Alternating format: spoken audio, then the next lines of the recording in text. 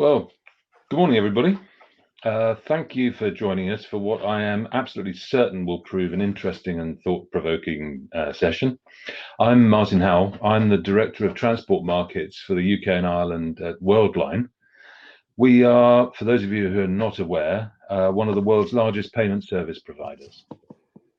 We're going to be talking today about the future of transport and about future transport, and in particular, mobility as a service, or MaaS. As you may be aware, the West of England Combined Authority has been awarded £24 million worth of funding from the government's Future Transport Zone. The authority is now working to introduce innovative transport technologies, aiming to integrate public transport into local communities, including a Future Transport Living Lab, to help focus on meeting smart mobility and working with local communities, stakeholders, and innovators. Central to this ambition, the intelligent use of data and communications, developing a mobility as a service platform, and introducing new services, including dynamic demand responsive travel. The benefits for the region could be huge in terms of economic growth, improved quality of life, and enhanced sustainability. I mentioned the challenges of smart mobility. Clearly there are some, or we would have a fully fledged MaaS ecosystem in every city up and down the country. So what are the key factors to success in meeting the challenges of future mobility? Are those challenges technological, political, commercial, or are they embedded in society as a whole? It's a question, or a series of questions, that touch on innovative technology, data use and privacy, commercial issues, public will and interest in the topic, legislation, as well as the fundamentals of what we really want our cities to be for. Joining me to discuss this are Beate Kubitz, commentator, thought leader, and researcher in mobility as a service, Tom McPhail of e-scooter and e-bike retailers Pure Electric, and Tony Lacey, my colleague at Worldline and a bit of a transport guru. Beate, can I turn to you first? Tell us a little bit about yourself, and what do you think the issues here are? So I'm Beate Kubitz. I'm a researcher and consultant in new mobility. That's everything from mobility as a service right the way through to the new forms of transport like car clubs and bike share, active travel. That's not a new form, but we're trying to make it more of a central plank of transport, and things that join together traditional public transport services. So what is mobility as a service? It's kind of a digital route planning, ticketing, payment platform, basically. It's bringing together all of the multimodal forms of transport into one digital interface, primarily digital. There are different ways of creating a sort of multimodal area-based transport booking and payment platform that are not necessarily on your smartphone, but that's the primary way of doing it. And it sounds great. It prioritizes active travel. It enables you to get on a bus or a train and move seamlessly along and pick up a car club car at the end of your journey, or find a demand responsive bus. And it sounds like an absolute panacea of enabling people to travel without having to own their own car. But, and there's always a but, isn't there? It requires a number of different basic building blocks before you can get to this amazing digital panacea. It requires infrastructure, it requires the services to exist, and it requires business models and regulation to make sure that those things are actually pinned together. So in terms of infrastructure, what are we looking at? We're looking at things like having adequate bike lanes, having adequate pavements, because at the bottom of your transport hierarchy, or at the top of your transport hierarchy, you want to encourage people to move under their own steam. So you need the infrastructure to do that.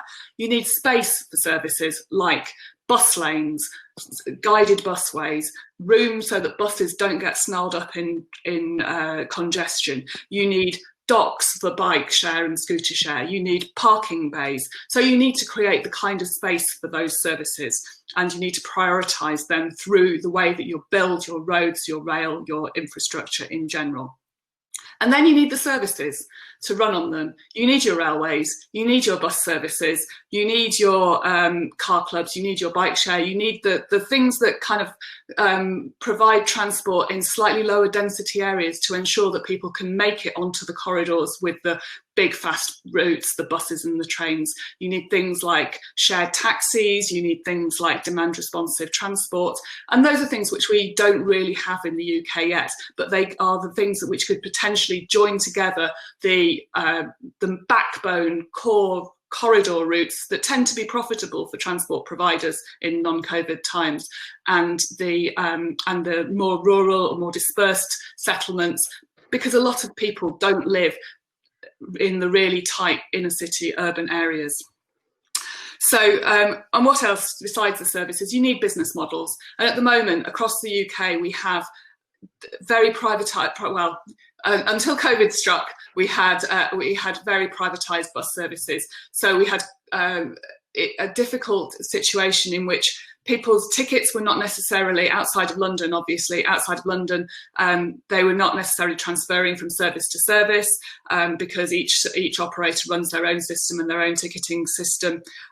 Bus and train tickets not transferable between them, each other. And then the new services have different ways of paying for them. You might pay for a bus ticket up front, but you pay for your car club use after the event. And all of those things create business models which are really difficult to mesh together.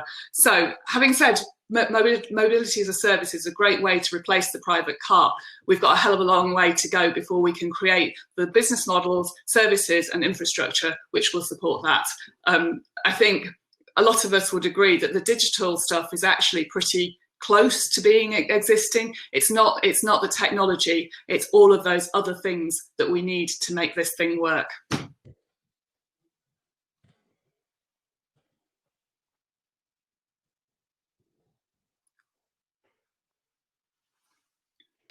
So, explain, as I've explained to my colleagues on the panel, we've been a haven of peace and quiet down here in Winchester, where I'm living, up until about an hour before this started, when the scaffolders moved in over the road. So I'm going on mute from time to time to avoid that sound. I should also add, before we come to Tom, we're aware that today is Remembrance Day, so whatever is happening as we approach 11 o'clock, I will make sure that we stop for 2 minutes at that point if we are still going at that point. So we're just so as everybody's aware. Tom, could I turn to you? Introduce yourself and let's have your thoughts on this topic, please. Thank you, Martin. So I work for Pure Electric. We're a micromobility retailer. So my focus is naturally drawn towards questions relating to the use of bikes, e-bikes, scooters, and active travel generally. So I'm coming at mobility as a service question from some of the social issues that I think surround that. I just want to flag a couple of statistics to contextualize this discussion. So according to Public Health England, inactive lifestyles cause as many deaths as smoking and cost the country around £7.5 billion a year. A third of men and nearly half of women are not active enough for good health. Air pollution in our towns and cities is estimated to kill between 28,000 and 36,000 people every year. So that's getting on for the coronavirus death toll every year. The UK has a legal obligation to get to net zero carbon emissions by 2050, and the biggest source of greenhouse gas emissions in the UK is transport, and within transport, it's cars. So getting people out of cars and onto a combination of active travel and public transport isn't just a nice to have for lots of reasons, it's essential. When lockdown started, our transport habits changed very radically. Cycling and walking increased massively, up nearly 400% in the middle of the summer, while car, bus, train and lorry use all collapsed. And of course, we're back in lockdown again now, but as of a week or two ago, car use had returned to pre-lockdown levels, while public transport use, buses, trains, and in particular the London Underground, was still flatlining at below 50% of usage and appears now to be stuck there. To its credit, the government is seeking to introduce low traffic neighbourhoods across the country, It's facilitated the rapid introduction of pop-up cycle lanes, and these are not perfect solutions. They're temporary. I mean, some of them are not great. There is resistance to them. People have been campaigning to get them removed again. But looking at these initiatives and the gear change document the government published recently, there appears to be the possible start of a genuine change to the structure and use of our urban environment, something akin to the revolution that happened in Holland back in the 1970s, possibly. Current research by Leeds University shows people would rather travel by car than public transport. That's probably not surprising. Our own research of scooter users show that they regard public transport as one of the big problems that owning a scooter can solve. So there are challenges towards people's attitudes around public transport, and capacity on public transport, which was never great at the best of times, has fallen significantly, and the business model faces severe financial challenges. Train and bus companies and TfL in London are being propped up with public money. This is not an easy moment to ask these businesses to spend money on new systems or to engage in collaborative ventures that would deliver mobility as a service. However, central and local government can use the leverage this situation has created to impose on these businesses demands which might have been more difficult to land when times were good. I just want to conclude with a couple of personal and local points. So the Park and Ride at Long Ashton, just outside Bristol here, specifically prohibits parking and cycling. You're only supposed to use the Park and Ride if you're going to catch the bus. Now, there is a cycle lane, and I do sometimes park there and cycle into town, but it's a fundamentally flawed proposition. Not necessarily the bus company's fault, but how did we allow that to happen? How do we have a Park and Ride where you're not actually allowed to park and cycle into town? You can't expect the bus company to change that, but someone needs to. And mobility as a service is about integrating diverse forms of transport to allow individuals to undertake multimodal journeys efficiently. A couple of weeks ago, I tried to book train tickets for myself and 2 friends to travel from Bristol to Exeter by train in 10 days' time with 3 bicycles, 2 big city centres. I couldn't do it on the app. I couldn't do it online. It took a 40-minute phone call to finally establish it wouldn't actually be possible for the 3 of us to travel together, and we would have to go on separate trains. So in terms of delivering mobility as a service, it feels like we've got quite a long way to go. Thank you. Cool. Thank you very much. Tony, could I turn to you? Introduce yourself and let's hear your views on the topic. Well, good morning, everybody. Thank you for this opportunity to speak on the MaaS topic. My background is transportation through and through. I spent 20 years in public transportation and another 23 years working for technology companies, creating and running systems and services into the transportation market. So MaaS, if you like, is the next thing that we're looking at, discussing and approaching from a supply perspective. So I should stress, I guess, for the last 23 years, my look at this subject and other subjects like it has been from the supply side. And there's plenty of evidence of ambition out there right now. This is a topic that's gained a lot of momentum since probably 2013, 2014.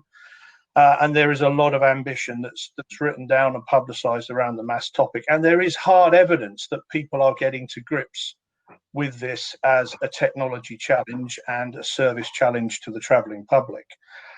We've worked with entities in France, city authorities, regional authorities in France, and we've also learned from lessons around Europe, places like Vienna, where people have tackled the MaaS challenge in slightly different ways by creating things like independent companies to run that particular MaaS service for the city of Vienna, as an example. But I think the thing that we have to do here is quantify the challenge into manageable lumps and get the answers right in terms of how we approach this to make it a success. So I have said probably before on webinars, I think there are 4 areas you need to focus in on to deliver a successful MaaS outcome. The first is about the approach to implementation of a MaaS solution. And the challenge point really is, do you take a large leap of faith in developing and deploying something, or do you take small steps? That may sound a very obvious thing to say, but because of the complexity of the stakeholders that exist currently in transportation networks and how those transportation networks are delivered, you've got a lot of parties to bring to the table and to work together and collaborate to deliver something that delivers a true MaaS platform that everybody can benefit from. So the size and scale of how you approach the project can be handled in many different ways. One of the reasons for mentioning this is that when you deploy new systems in transportation networks, generally you've got a kind of long migration period, a sort of period when parallel worlds exist. The old world exists with the new.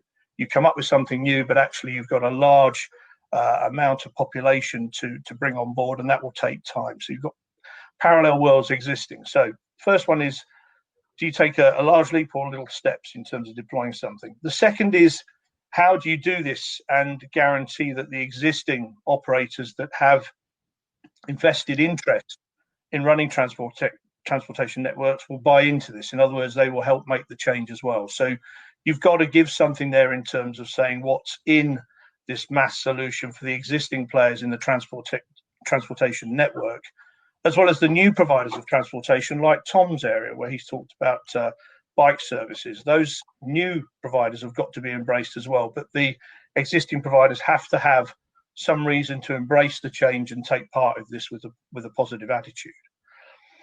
The third point really is governance, and that's, I guess, going back to something Beata mentioned around data and all the things we have to look at with the complexities of transportation networks and how they're provided.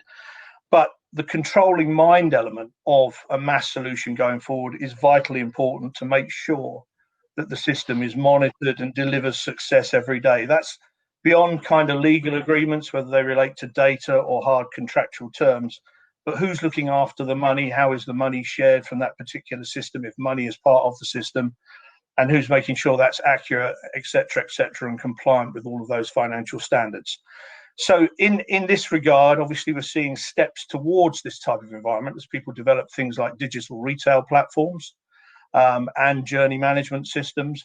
But when it all comes together, the complexity increases, and therefore that whole point around governance is essential. And the fourth and final point for me really is about us as consumers of transportation, because one of the things I've noticed in probably the last 5 years, maybe 10 years, is we are much more vigilante-like in our behavior towards transportation networks. We will assess what is the best option for us. We will look for the best deals.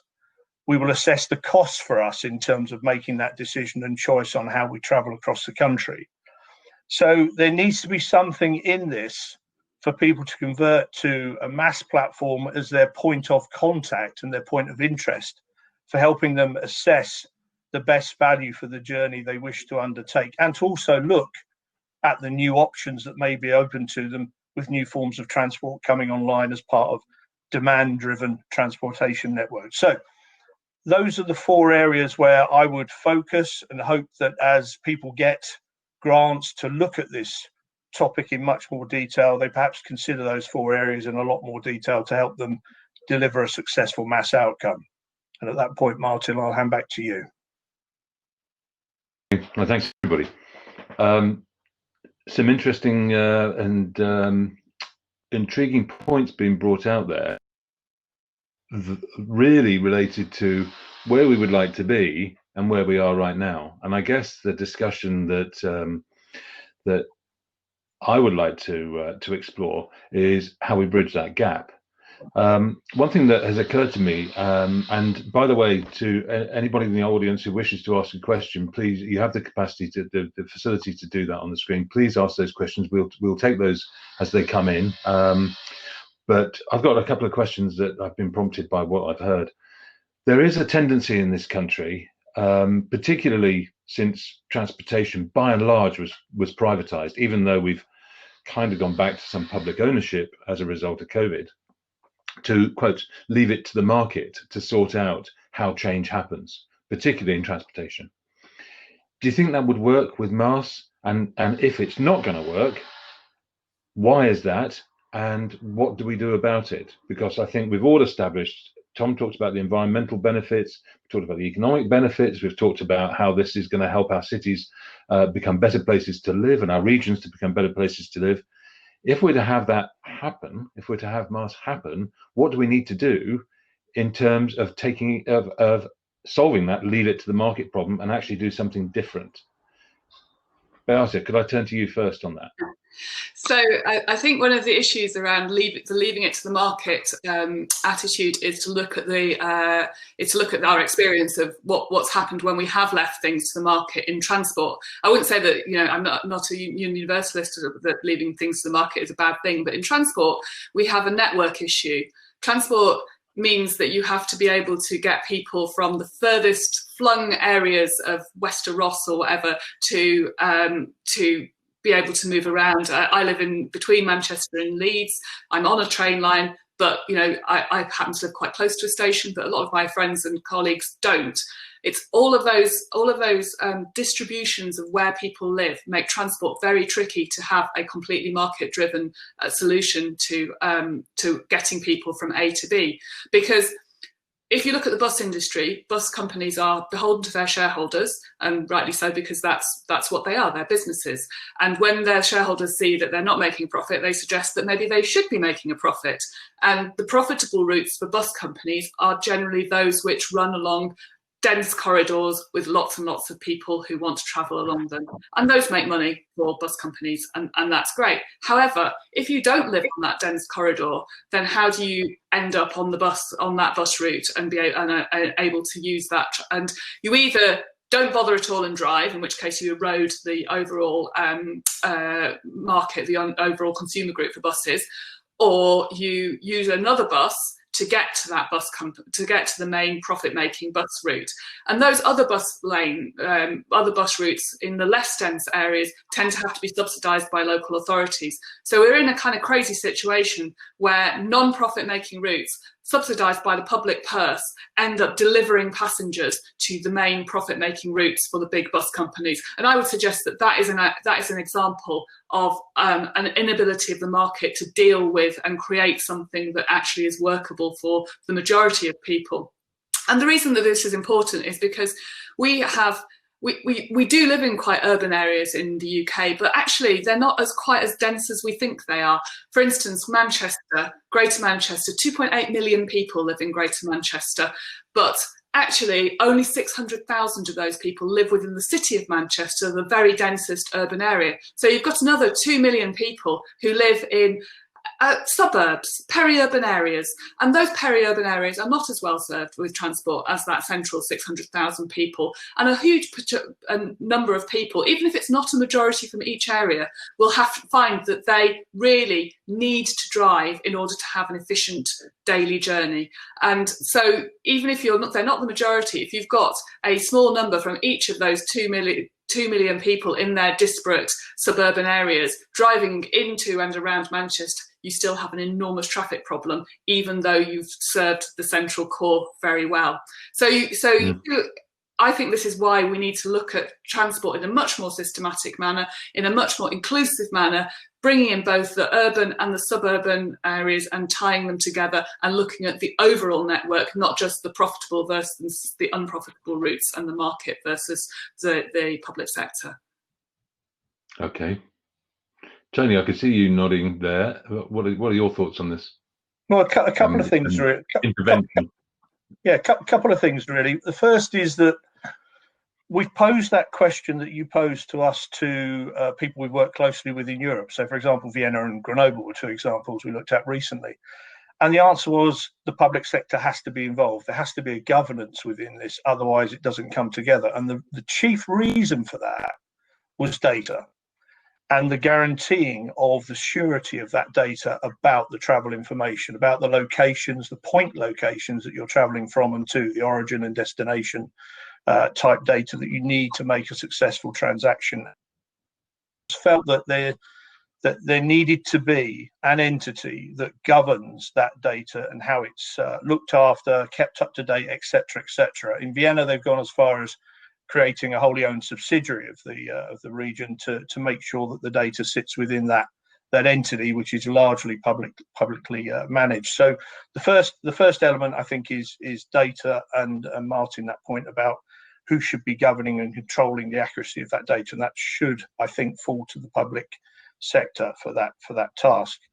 The second is just an observation about the private sector. When we've been looking at building systems for MaaS, very quickly you find that suppliers, and I'm not just talking about our own company here, but other companies are looking, and I think Beata alluded to this, are looking for the large transport transactions to see how much money can be made from that particular transaction, because they're absolutely aware that the complexity of transport is all those millions and millions of smaller bites of the transportation network, which will be messy to manage and don't create the income stream they're looking for. And they're looking for the bigger value transactions to offset all the work that they have to do to make sure that all those smaller transactions are handled and processed in the right way.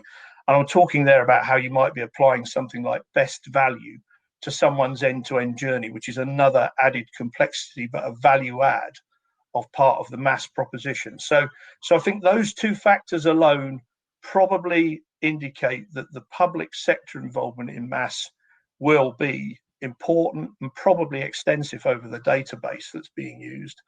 But it cannot be ignored. I don't think it can be left wholly to the private sector to drive this forward for those reasons. Right. It's an interesting question, because on the one hand, the leave it to the market philosophy appears to predominate, and yet anecdotal evidence of that I have seen for myself, and I'm sure I know from talking about this subject to other people, they've seen the same thing, is that there is a huge pent-up demand for e-scooters. You know, I've spent a few days in London during lockdown, and round Whitechapel, where I was, e-scooters are everywhere, and if we're leaving it to the market, how come we don't leave it to the market in terms of regulating e-scooters? Why are they being regulated as they are? Because do they, and I'd like your view on this, Tom, do they represent the tipping point for taking us into a more micro-mobility enabled transport network in London, in Bristol, anywhere that has these things available? What is holding us back from that, and what would you do about it? Thanks, Martin. Tom? Yeah, no, thank you for that. Yeah, undoubtedly, e-scooters are part of the solution, and I think it was really interesting listening to Beata and Tony talking about some of the challenges for the public transport system, and the questions around cross subsidies and unprofitable lines and so on. And I think, you know, that's all really important stuff. And then at the other end, you've got that first last mile micro-mobility challenge. Electric scooters are still governed by legislation going back to 1835, the Highways Act and the Road Traffic Act of 1988, neither of which I suspect wholly anticipated the advent of this technology. And that's, you know, that's where we're at today. So in spite of what you've seen around Whitechapel, Martin, the use of privately owned electric scooters on either the pavement or the public highway is currently illegal. Pure Electric, we've sold tens of thousands of scooters in the last year or so. And whilst there are obvious legitimate uses on private land in warehouses, on caravan parks and so on, I think it's probably a reasonable assumption that some of our customers may be using them to break the law. And we make it very clear to our customers what the legal position is.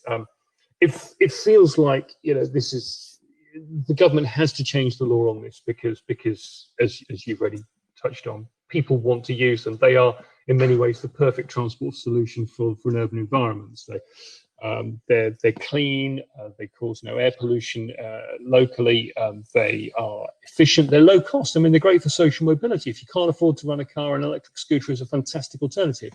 In a way that you can't necessarily do it with a bike, you can take an electric scooter on a bus, you can take them on a train. You know, you don't have to worry about luggage racks or anything. They're just fantastic.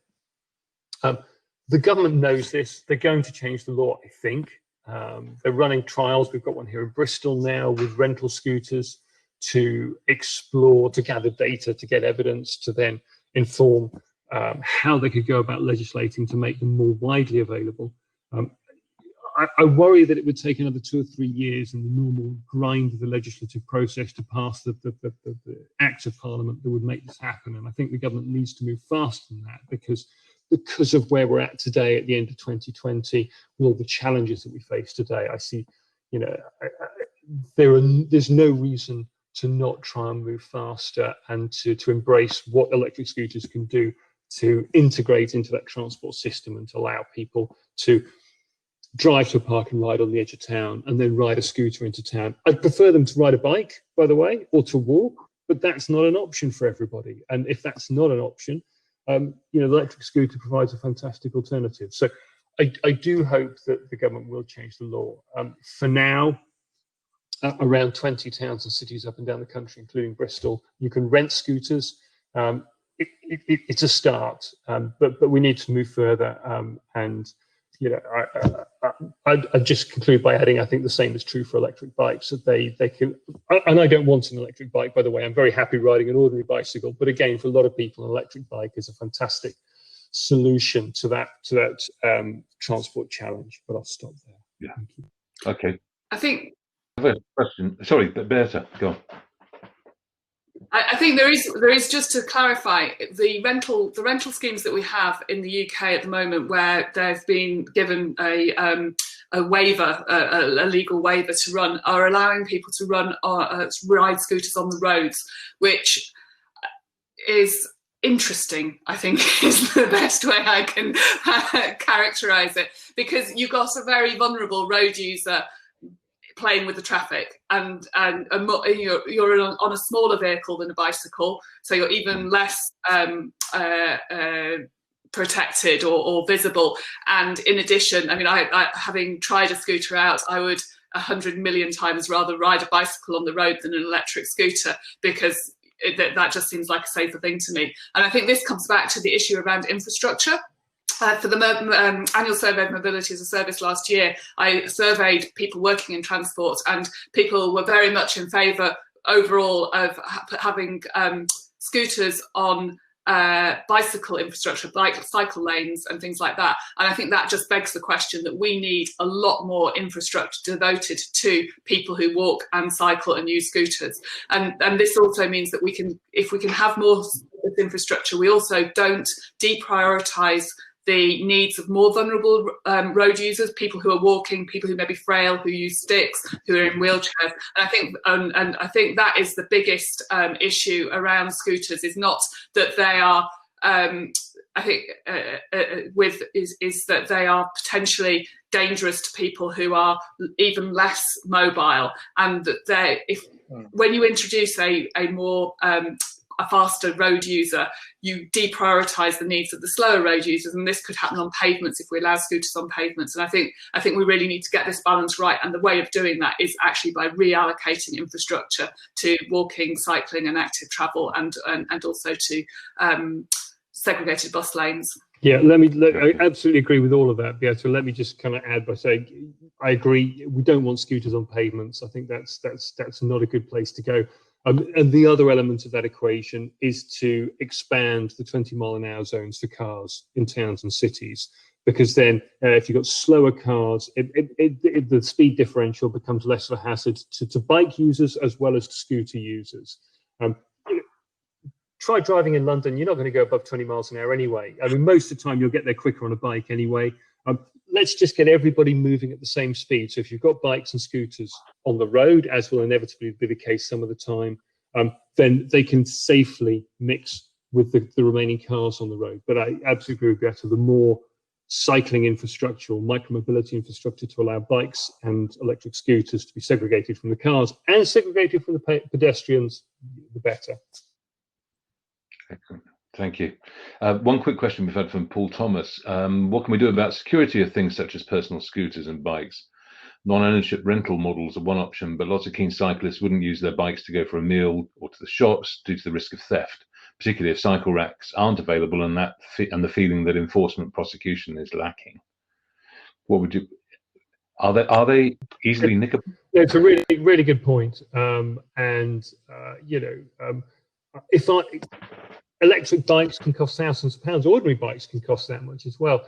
I think a lot of people would quite understandably not want to leave them locked up on the street. If you've got some £100 rusty old nail, you're probably less worried about leaving it chained up on a Sheffield stand outside the shops. So yes, that security of parking is a really important issue, and I think it's easy to overlook. I mean, to be fair to the government, again, they did flag this up in their gear change document, but it's incumbent upon local authorities down at ground level to recognise that and to create really secure parking with security cameras overlooking those bike stands or the electric scooter parking places, so that people know that they can. You still need to pay money for a lock, but you can park your transport, you can lock it up, and be confident that it will still be there when you come back at the end of the day. I think it's an absolutely critical point and a really essential part of the equation. There's also a role for technology in this with trackers and locks. I think one of the things that I find is that if you leave a car in a car park, you're pretty much guaranteed that you'll find your car there when you come out of the supermarket. Whereas if you leave a bike, you have a lot more angst about it. And I think between law enforcement, I think this is an issue that the police really need to prioritise bikes as something that they do look for bike theft, because back in when I was very young, I remember there were huge amounts of trying to get people to lock their cars, not leave their windows open, and similarly prosecuting car theft. And I think we need to go for the same kind of campaign with bike theft, coupled with digital things like tracking and cameras, and also digitally operated bike lockers and things like that, just to make sure that people realise their bikes are important. We recognise that they're their way of getting round and they shouldn't be stolen. Okay. Martin, just to add something from the systems perspective on this, because this is a key point, isn't it, for MaaS? You want to have sight of what is available to you when you use your bike to do part of your journey, or your scooter. You want to know what you're going to be doing with that mode of transport to keep it safe when you're engaging in the next mode of transport. So another key factor in all this, back to the data point earlier, is to make sure that the MaaS solution gives you that information so you can make the right decision about how you're going to undertake a multimodal journey, or, as you just said, go out for the night for a meal in the town centre. Those things need to be embedded as data streams within the MaaS solution to give you that reassurance. So you go back to the MaaS solution for more information next time you use your scooter or your bike to do part of the journey. Okay. We've got a few topics that that I know people have strong opinions on. One is the regulation of the bus market and deregulation, privacy of data. But there's another tiger whose tail is about to be tweaked here with the question we've just had from Conor McLeod, who's curious on our thoughts on the likes of HS2 sinking £80 billion and not finished until 2033 for such a huge investment in iron wheels on iron tracks. Is high-speed rail travel really as good as it gets for us in the next 10 plus years? I should say I'm the spokesman here. I'm not passing any opinion on the question. Should there be a shift towards the likes of EV planes, Hyperloop type innovation, rather than something that is essentially 200 years old? Could that money be spent doing something else? Can I start with you, Tony? Because you don't know much about roads. No, not a lot. Well, I mean, Highspeed 2, emotive subject, I guess, and I'll try not to reveal my own thoughts on it too much. But I guess one of the things we have heard more recently is that the business case and the justification for spending that large amount of money leans a bit more heavily towards increasing freight capacity on the existing West Coast main line than it ever did before. So suddenly we're saying not only can we increase the effectiveness of the passenger journey, if you like, from London to the north, but we've also then got the ability to release additional freight capacity. So back to, Tom's start statistics on the effect of pollution on the population. I guess that makes for pretty strong reading if you now look at Highspeed 2 and think, well, actually, this is a bigger picture thing in terms of how we can improve the well-being of the population if we can rid, the motorways of more and more lorries, etc., etc. Because I think with all with one eye on realism, in the end, Highspeed 2 would probably deliver that change quicker than waiting for fleets and fleets of e-lorries to take away all the traffic into an e-lorry convoy running up and down the M1. So I think there's a different business case angle that's evolved, probably out of necessity. People need to look at the numbers a bit harder, and probably because people are going, actually, there's a real eco benefit here we could play, and that might help us persuade the public that this is a good project to go for. I think that the other technologies that we're seeing come through, like Hyperloop, are just too far out. They're beyond 10 years in terms of being able to deliver a dedicated end-to-end journey between 2 points. And I know Gatwick Heathrow is talked about every time we see a Hyperloop advert. But even that, tunneling between Gatwick and Heathrow, I think is not something I will see in my lifetime, unfortunately. So I think you have to be realistic about the timeframes you're dealing with when you talk about transportation infrastructure upgrade. And I think Beata referred to that in her opening comments. It's complicated, it takes lots of money, and it takes many years to make the change. I come back to the last question in a way to try and answer this, because it is a difficult question. I think we have got to get a lot better at looking at systems feeding each other in terms of how people use transportation networks and get the best from those transportation networks to fit with their travel needs. So I think we need to start looking at all of the main modes and how they're fed. And I think if we do that, that would help produce the right answer in terms of planning services better. Martin, you referred to rail. I look to Japan every now and again and think, well, in Japan, the railways offer a train service to suit travel habits on different days. If they need more trains on a Monday than a Tuesday, that's what they do. We have to get a lot better about utilizing existing capacity, but we'll only do that, I think, if we absolutely understand how those main modes are fed by the smaller modes of transportation that are vitally important to keep those modes alive. And that might get us a bit wiser then to answering the challenge about what future transportation needs we might have in terms of the big bucks on infrastructure. I should stop there, I think. Just to reiterate, we live in our rail network is very not digitalised. I can't think of a better way of putting it. And at the moment, where I interviewed someone who works in the rail freight industry, and where you've got paperwork that doesn't get updated. And things like that. That slow, trains can only run at a certain speed over track because of if there's a bridge strike or some repairs need doing. And if you're not digitally updating your paperwork to say that's been done, so there's an instantaneous uplift in the speed restrictions, then you're wasting fuel, you're wasting time, you're burning our carbon budget effectively. So I think we've still got a lot of room to digitise what we've got at the moment before we start looking at some of the other infrastructure things that you need to do or that you might want to do in the future. Yeah, can I just also add, I did have a meeting, and I won't name the person, but I did have a meeting with a well-known airport in the UK not that long ago, and the person didn't really see the Highways Agency as an essential partner to be near to, which I found quite incredible. Again, it's back to feeder services and the impact they can have on what you're doing. So I think there's lots to be done there. Just to round out the initial question on HS2, yeah, I'd scrap it.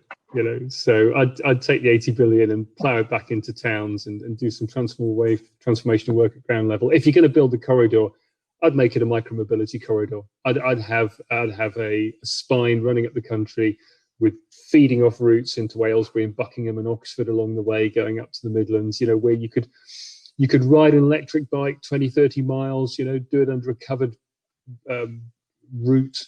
I'd go down that road. But I've not done a cost-benefit analysis on HS2, so I'm speaking slightly emotively here. As a train and bike fan, I want both. I think I'm bought into HS2 partly because of the freight and the decongestion of other areas of the network, but I do think at the moment the plans to build a bike micromobility lane alongside it have fallen by the wayside rather, and it seems to be a no-brainer to resurrect those as soon as possible. Well, moving to another controversial topic. assuming that rail is able to feed people into our cities, what do you and onto a mobility as a service network that's running efficiently, can that actually happen with a deregulated bus market? The deregulation being an example of where it is not necessarily in the commercial interests of an operating group to participate in something that might see their passengers getting off their bus and getting onto somebody else's mode. How do you handle that?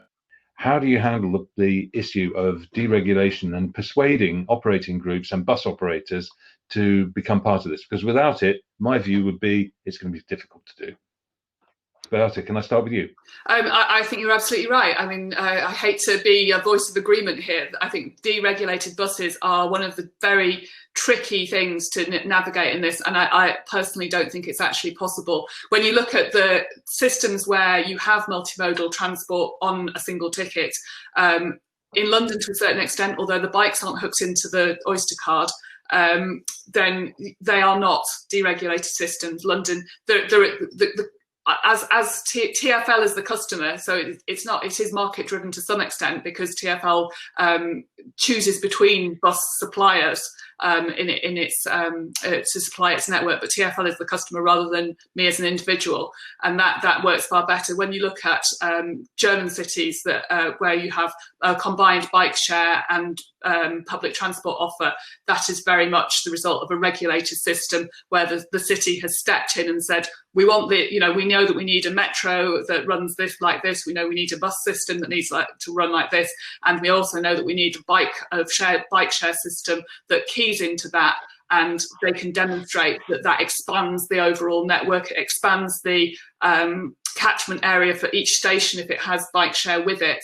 But that is the result of being able to regulate your system and increase your market overall, because people are looking at the bigger picture, not just fighting each other for their own slender slice of pie. Tony, any view on that? How do you? Yeah, lots. But I guess we're going to agree on this, aren't we? I mean, I think my worst fear would be that you turn up at your tram stop or your bus station late at night, and you're standing there, and it's going to take you longer to read the disclaimers for what you can't do with what you have in your hands before the bus arrives, and you've missed it anyway. So it's just crazy to think that you'd end up with a situation where you've got all these inconsistencies about how you can travel around, in some cases, a regional transport network with its own brand that's deregulated for buses, which is just bizarre. So I'm with Beata on this. I think it's got to change, and it has to come, and there has to be a way to make that work commercially for the bus operators. I don't agree that that's not too difficult. I think that can be done. It just takes the will. And I'd ask anybody involved in local transit to really think about what it's like to use a transport network system, outside of business hours, when you're running around the system and you're not sure about what you're allowed to do or what you're not allowed to do with something that you thought was valid or something that you think is okay to do. It's not a pleasant part of the journey experience, so we have to get rid of it as quickly as we can, I think. I agree with both of those answers. So just kind of want to add to that, that I own two cars, so I am a car owner and a car user, but we need a bit more of the stick as well as the carrot. And part of the reason that it is difficult for public transport operators to operate profitably and effectively is that they are up against competition that is very much weighted against them. It's so much the time it is easier, cheaper, more convenient to just get in your car. And so people do. And then they all sit in traffic jams and the buses are delayed because there's so many damn cars on the road. And we've got a government that spent the last, not just this government, but going back 10 years, freezing the fuel duty escalator. Bristol was going to bring in a diesel-free zone, and that got blocked by central government. They had to step back from that. We keep capitulating and rolling over to the interests of car drivers and users. And I think we have to be tougher about that as well. Because until we do that, it will be so difficult for the bus and the train operators to expand and to work effectively to the interests of the people that could otherwise use them, and that has to be part of the equation as well.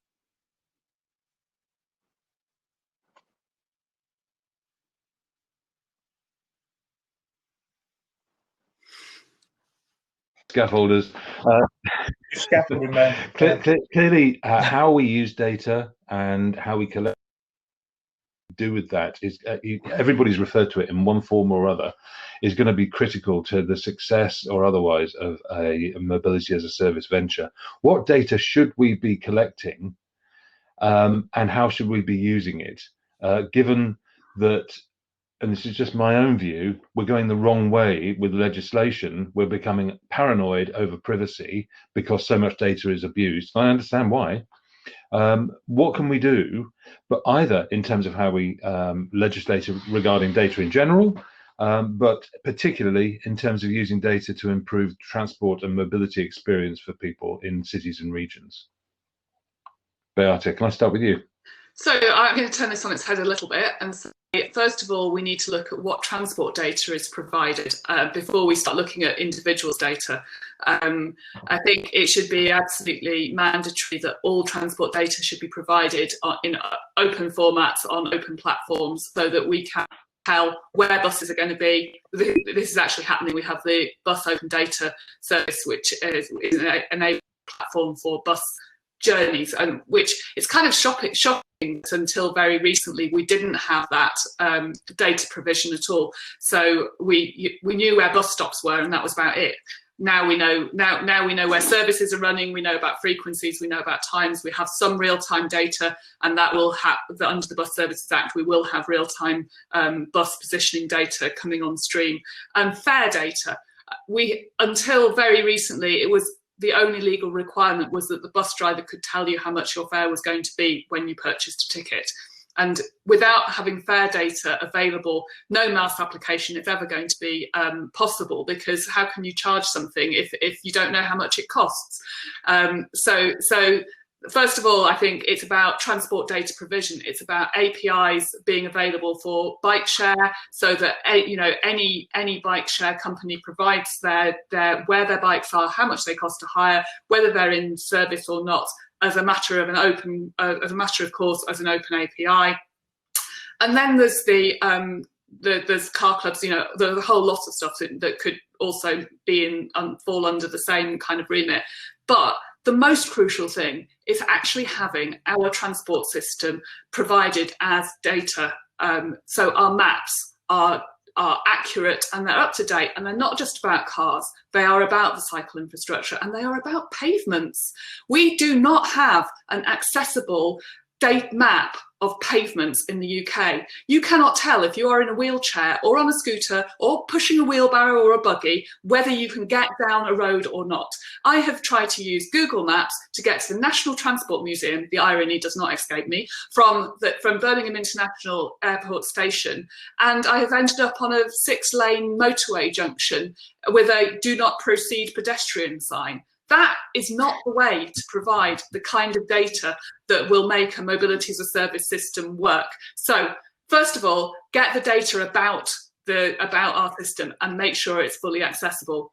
Then we need to look at the kinds of journeys that people want to make. And this is where interesting data. We're very good at collecting the data that exists. We're very good at analysing people's mobile phone data and working out whether we've got a traffic jam on Google Maps from mobile phone data. Yay, that's great.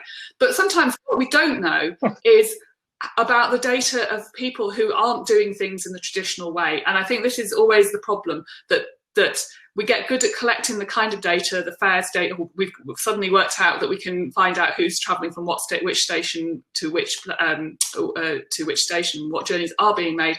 But we really do need to be looking more carefully about the journeys that people want to make and that they cannot make, because there is very little trace of that. And that's very basic. There are digital ways to look at some of that information, but sometimes you just need to ask people, and I think sometimes we are a little bit in awe of digitalisation and a little bit afraid to say, well, why don't you do that? Is it because why aren't you employed? Why can't you get a job at that warehouse? And for someone to tell you, yeah, well, there's not a bus, I can't afford a car, I can't get out of my situation in order to be able to take that job or make that journey, or my kids to that school, or whatever. And I think sometimes we need to ask people, not just try and communicate, try and collect little bits of digital scraps and scrapings. Great, thank you. Tom, any thoughts on data and its usage? Just an observation from my experience working in a different sector, that it can be coordinating and achieving those kind of collaboration efforts. It's a bit like a bunch of Sicilians playing poker together. Levels of trust are not always high, so you need. With my apologies to any Sicilians watching this, or indeed poker players. So I think there has to be a role for a central governing authority to force the kind of things Beata was talking about, because left to their own devices, private sector operators are not good at this kind of thing. And you can get an Amazon or a Google that will steal a march on all its competitors and just create a platform, a service, or a solution itself, and then it becomes a monolith that takes over the world. And that is one answer. But I don't think that's what we're looking for here. And we have, you end up with monopoly problems. So we've got all these multiple agents acting in this complex ecosystem in this marketplace, and it requires central coordination and central direction to make that happen and to deliver the kind of outcomes that Beata was talking about. And like I said, I've seen it elsewhere, and you just end up trying to herd cats. So you need strong either WECA or central government as appropriate. You need a public sector involvement to deliver that kind of outcome, I think. Excellent. I'm conscious of the time, everyone. So many more things that we could be exploring, but I think it's probably time, given that 11 o'clock is coming around in 3 minutes. I'm going to draw things to a close.